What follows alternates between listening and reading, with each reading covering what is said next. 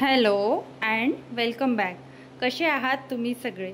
I hope की तुम्ही सगळे मस्त असाल, मजेत असाल आणि स्वतःची काळजी घेत असाल. चला तर मग व्हिडिओला सुरुवात करूया. व्हिडिओला सुरुवात करण्याआधी तुम्ही जर चॅनलवर नवीन असाल किंवा चॅनलला जर तुम्ही अजूनपर्यंत सबस्क्राईब केलं नसेल तर प्लीज चॅनलला सबस्क्राईब करा. तर संध्याकाळचा स्वयंपाक मी इथे करायला घेतला होता. तर आल्या किचनमध्ये आधी पीठ मळून घेते, कारण पीठ जर आपलं मळून असलं म्हणजे बाकीची आपण जी प्रोसेस करतो भाजी वगैरे किंवा कुकर वगैरे लावायची ही प्रोसेस करतो, तर 15 ते 20 मिनटामध्ये आपलं पीठ छान म्हणजे मळून तिथे मुरल्या जातं आणि पोळ्या छान होतात. तर मला इथे भरले ढेमूस बनवायची होती, म्हणजे भरले ढेमूस नाही, मसाल्याचे ढेमूस बनवायचे होते. तर हे ढेमसं जिथनं ढेमसाचे देठं असतात तर त्या साईडने मी कापून घेतलं होतं, गोल कापून घेतलं आणि चम्मचच्या सहाय्याने त्यामधल्या ज्या काही बिया होत्या त्या सगळ्या काढून घेतल्या. म्हणजे जरड बिया म्हणतो ना आपण, त्या सगळ्या काढून घेतल्या. आणि ज्या कोवळ्या बिया असतात, आणि कोवळे याच्यासाठी असे छोटे छोटे बेबी ढेमूसच पाहिजे. कोवळे कोवळे ढेमूस जर असले तर भाजी खूप छान होते.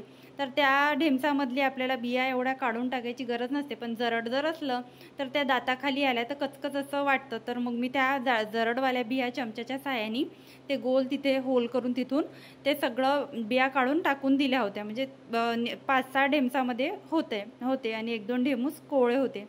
तर म्हटलं चला आता इथे मी भाजीसाठी ग्रेव्ही बनवायचीच होती. तर ते वाटण्यासाठी मी कांदा, खोबरं, धने आणि एक टोमॅटो आणि आपले जे हे असते कोथिंबीरीच्या काड्या त्यामध्ये मी वाटणामध्ये टाकल्या होत्या. त्यांनी थोडीशी छान टेस्ट आपल्या भाजीला येते.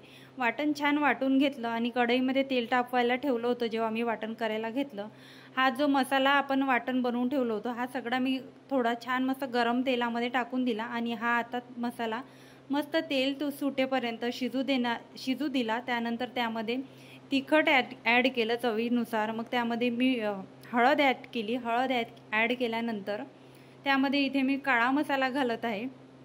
काळा मसाला आपल्याला जेवढा लागतो त्या हिशोबाने आपण घालू शकतो. त्यानंतर छान सगळं परतून घेतलं, सगळं एकजीव करून घेतलं आणि परत याला तेलामध्ये शिजू दिलं. म्हणजे त्याला परत एकदा छान असं तेल सुटतं आणि ते सगळे मसाले शिजले जातं. आणि तेल सुटल्यानंतर लगेच यामध्ये हे जे ढेमूस मी थोडे कट मारून बिया काढून ठेवले होते सगळे टाकून दिले. लगेचच मीठ टाकलं, कारण मीठ टाकल्यामुळे छान भाजी शिजल्या जाते आणि लवकरसुद्धा शिजल्या जाते. मग सगळा मसाला त्या भाजीला जे काही ढेमसं होते त्या सगळ्या ढेमसांना कोट करून घेतला. आणि हे जे आपल्या पॉटला पाणी राहिले म्हणजे असतं पॉटला मसाल्याचं, ते मसाल्याचं थोडंसं पाणी यामध्ये टाकलं. आणि जास्त पाण्याचा वापर न करता फक्त मिठामध्ये आणि ह्या मसाल्यामध्ये आणि तेलामध्येच हे आपल्याला ढेमसं शिजवायचे आहे. त्यासाठी काय करायचं, एक मस्त झाकण ठेवून द्यायचं. झाकण ठेवल्यानंतर मध्ये अशा प्रकारे आपण पाणी टाकून ठेवायचं. आणि हेच पाणी आपण पुढे भाजीला जेवढं आपल्याला पाणी ॲड करायचं आहे तर हेच पाणी आपण या भाजीमध्ये ॲड करू शकतो. खूप छान भाजी शिजल्या जाते आणि टेस्टला पण एकदम भन्नाट भाजी होते. आणि अशा पद्धतीने हे ढेमूसची भाजी खूपच छान लागते, टेस्टी लागते. आपण नेहमी नॉर्मल पद्धतीने आपण कांदा टोमॅटो टाकून तर करतोच, पण अशा पद्धतीने सुद्धा ट्राय करा. खूप सुंदर अशी ही भाजी लागते. तर ढेमसाची भाजी शिजायला ठेवल्यानंतर आता मला करायच्या होत्या पोळ्या. तर इथे पोळ्यांसाठी मी प्रिपरेशन करत होती. जे काही तिथे पाणी वगैरे सांडलं होतं ते सगळं वायपरने स्वच्छ केलं, कारण आता मला तिथे पण कापड टाकायचा होता. कारण कापड नाही टाकला आणि असाच जर पोळ्या केल्या तर कसं होते ना, तो पोळपाट माझा एका जागेवर थांबत नाही. कारण खूपच असा सॉफ्ट तो माझा काउंटर टॉप आहे. आणि मला कमेंटसुद्धा येतात त्या काउंटर टॉपमध्ये की तुझा काउंटर टॉपवर एकही डाग नाही आहे आणि एकदम छान असा आहे आणि असा चमकतो आणि छान दिसतो.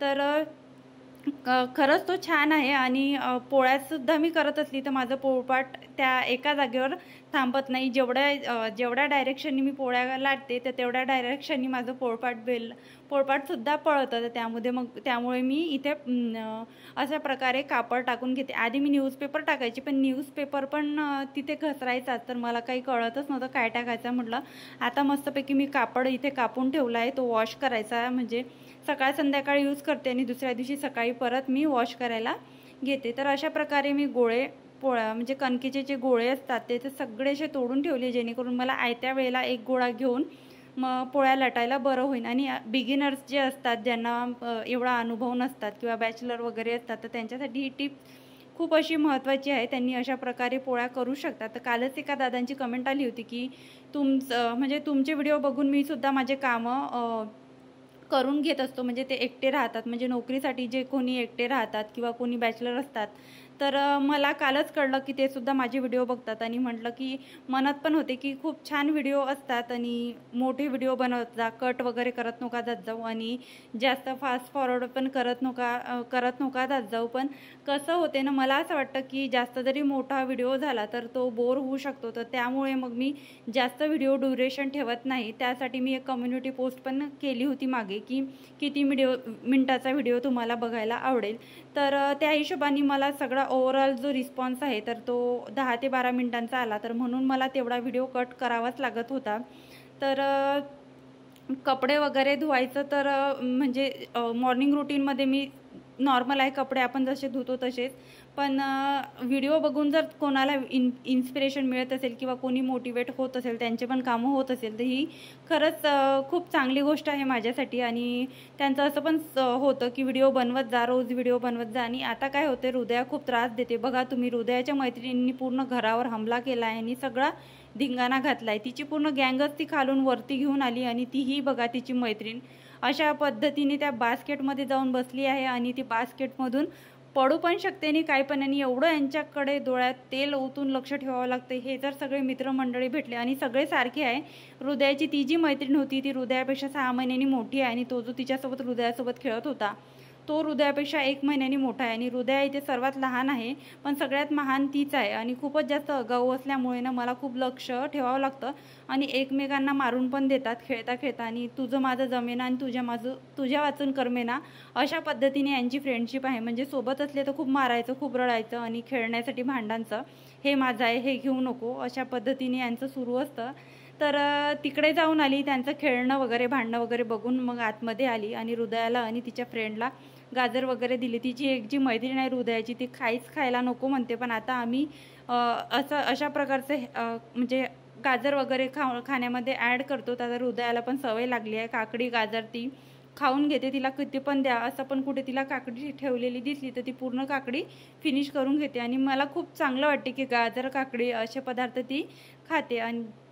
आणि भाजी बघा पूर्ण फिनिश झाली आणि माझं लक्षसुद्धा राहिलं नाही की फायनल भाजी शिजल्यावर कशी दिसत होती आणि ती भाजी कशी झाली होती. कारण मी मुलांच्याच मागे होते आणि खूप धिंगाणा त्यांनी घातला होता.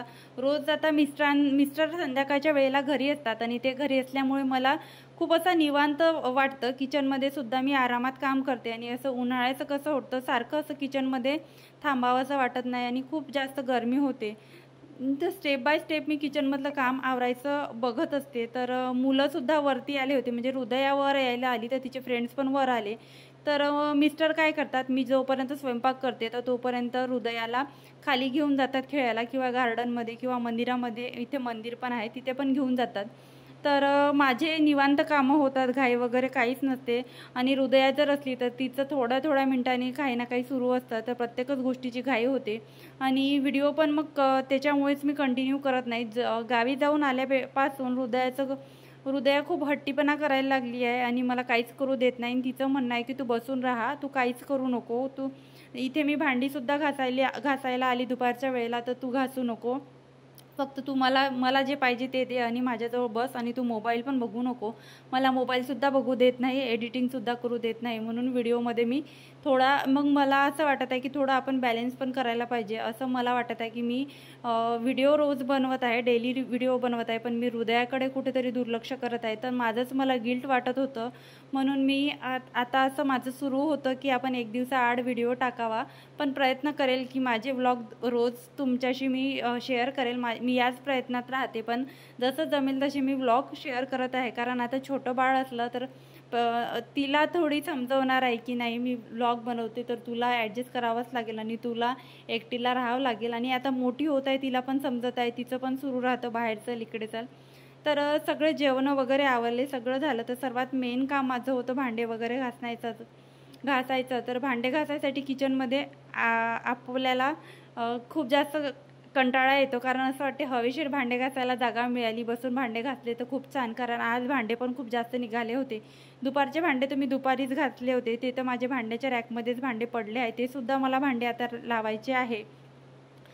पण उन्हाळ्याच्या दिवसात किचनमध्ये कामाचा खूप जास्त कंटाळा येतो आणि कामं काही सुटल्या जात नाही, कामं तर आपल्याला करावाच लागतं आणि असे एवढे मोठे भांडे पाहून तर आणखी जास्त कंटाळा येतो। तर सगळे इथे भांडे माझे घासून झालेले आहे, बघू शकता तुम्ही।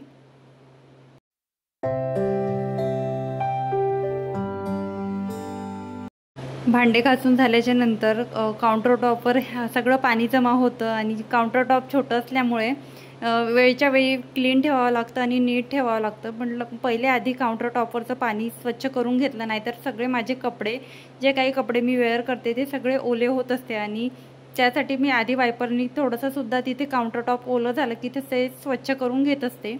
नंतर जे काही शेगडीचे स्टँड आहे ते सगळे मी घासायला घेतले। नेहमी ज्याप्रमाणे मी काउंटर टॉपची क्लिनिंग करते किंवा गॅस शेगडीची क्लिनिंग करते त्याच पद्धतीने मी आतासुद्धा शेगडीची क्लिनिंग करून घेणार आहे।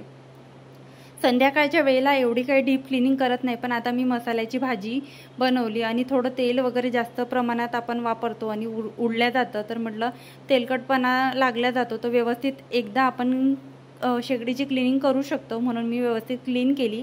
रॅक वगैरे काही खाली काढली नाही, व्यवस्थित तिथल्या तिथे सगळं पुसून घेईन, कारण रात्रीची वेळ आहे, आपण सकाळी सगळं डीप क्लीन करतोच आणि आपण अशा पद्धतीने उन्हाळ्याच्या दिवसात जेव्हा आपल्याला खूप कंटाळा येतो किचन वगैरे स्वच्छ करायला किंवा किचनमध्ये काम करायला, तर अशा पद्धतीने आपण काउंटर टॉप स्वच्छ करू शकतो। आणि उन्हाळ्याच्या दिवसात कसं आहे, लवकर सगळं सुकल्या जातं आणि एवढी काही भीती राहत नाही ओलावा वगैरे धरून राहायचा। आणि कापडाने जर आपण एकदा लिक्विड सोप लावून दोनदा जरी आपण पुसून घेतलं ना, एकदा कोरडा कापड घेऊन मी पुसून घेते, नंतर तोच कापड ओला घेऊन सगळं आजूबाजूचा एरिया वगैरे सगळं पुसून घेते। काउंटर टॉप, गॅसची शेगडी सगळं असं क्लीन होऊन जाते।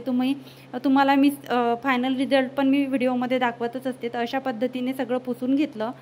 पुसून घेतल्याच्या नंतर माझं नेहमीचंच काम आहे, मला आता माझ्या रुटीनमध्ये बसलं आहे वायपर 2 टाईम धुवून ठेवणे, कारण वायपरला जे काही खरकटं चिकटलेलं असतं तेच आपण तसंच जर ठेवलं तर त्याच्यावर पण किडे वगैरे अट्रॅक्ट होऊ शकतात, तर नकोच असं वाटते। आणि एकदा सिंक वगैरे स्वच्छ करून घेते रात्रीच्या वेळेला, सकाळच्या वेळेला आणि रात्रीच्या वेळेला 2 टाईम माझं फिक्स असतं।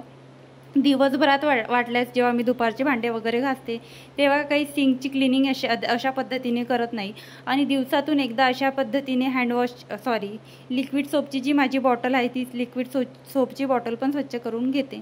तर काउंटर टॉप तर माझं क्लीन झालं होतं, तुम्ही बघू शकता एकदा स्वच्छ केल्यावर किती छान वाटतं। नंतर हे जे स्टँड आहे ते सुद्धा गॅलरीमध्ये छान हवा येते आणि हवेने सुद्धा सुकून जातात, म्हणजे जोपर्यंत माझी काउंटर टॉपची क्लिनिंग इथे सुरू राहते तोपर्यंत माझी गॅसची शेगडी सुकून जाते। नंतर एक टिश्यू पेपर घेतला, टिश्यू पेपरच्या साहाय्याने जे काही इथे होतं म्हणजे उडलेलं असतं, बारीक बारीक पीठ वगैरे उडलेलं असतं किंवा तेल वगैरे याचं या केटलीवरून तेल असं खाली उतरलं जातं आणि पिठाचे हात माझे त्या बर्नीला लागतात मिठाच्या, तर ते सगळं एकदा व्यवस्थित पुसून घेतलं। रात्री जर असं पुसलं तर सकाळी एकदम आपलं किचन आपल्या स्वागत करून सज्ज असतं की या स्वयंपाक करा आणि पुन्हा असं क्लीन करून ठेवा, पुन्हा असं घाणेरडं ठेवू नका, असं त्या किचनचं सुद्धा म्हणणं राहत असेल आपल्याला। तर आज माझ्या फ्रीजवर खूप कमी पसारा होता, फक्त फ्रूट्स होते। आता मिस्टरांनी आंबे आणले होते, हृदयाला खूप जास्त आंबे आवडतात तर तिच्यासाठी आणले होते, तर ते सुद्धा झाकून ठेवून दिले तिथेच, कारण हृदयाला दिसले तर ती कितीसुद्धा खाऊ शकते। तर अशा पद्धतीने पूर्ण माझी किचन क्लिनिंग झाली, सगळं झालं। तर कसा वाटला व्हिडिओ कमेंटमध्ये नक्की सांगा। व्हिडिओ आवडला असेल तर व्हिडिओला लाईक आणि चॅनलला सबस्क्राईब करा। भेटूया अशाच एका नवीन आणि इंटरेस्टिंग व्हिडिओमध्ये, तोपर्यंत स्वतःची काळजी घ्या। Bye bye.